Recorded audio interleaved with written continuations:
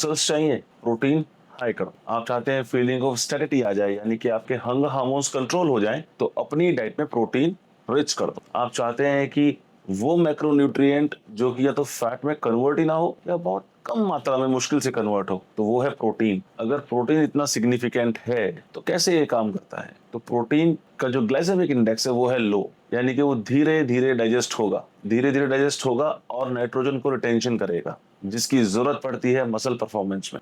अगर आप चाहते हैं कि आप ये समझे कि नाइट्रोजन रिटेंशन कैसे काम करता है मसल की परफॉर्मेंस में, तो कमेंट बॉक्स में बताइएगा ताकि उसके बारे में एक अलग वीडियो बनाई जा सके।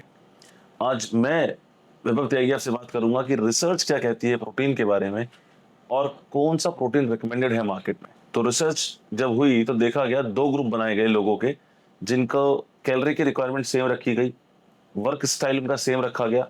बस फर्क ये रखा गया कि एक ग्रुप को दी गई 3 मील और दूसरे ग्रुप को दी गई 6 मील, और उन 6 में से 3 मील को कर दिया प्रोटीन रिच।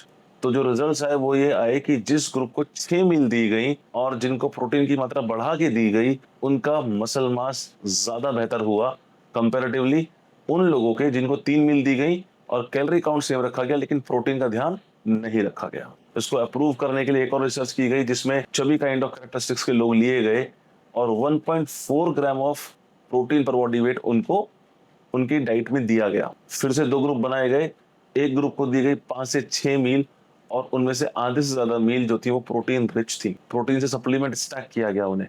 बाकी जो थे उनकी मील 5 से 6 रही लेकिन प्रोटीन को फोकस नहीं किया गया। तो एविडेंस निकला कि जिन लोगों ने 1.4 ग्राम ऑफ प्रोटीन पर बॉडी वेट यूज किया, कंज्यूम किया, उनका मसल मास एनहांस हो गया।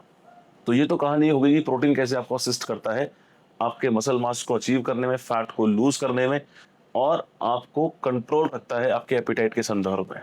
बात करते हैं कि कौन सा प्रोटीन रिकमेंडेड है। तो अगर आप गूगल करते हैं कि बेस्ट सप्लीमेंट इन इंडिया, तो निकल के आता है 5XL। और 5XL का कोई भी सेगमेंट का प्रोटीन अगर आप इस्तेमाल करते हैं तो आपको बेस्ट ऑफ द लाइन वो अवेलेबल होता है, ट्रस्टवर्दी है, एथलीट्स के द्वारा बनाया गया है, एजुकेशनिस्ट इन्वॉल्व हैं, और definitely it is for the welfare of Mankind, welfare of health and for the development of nation.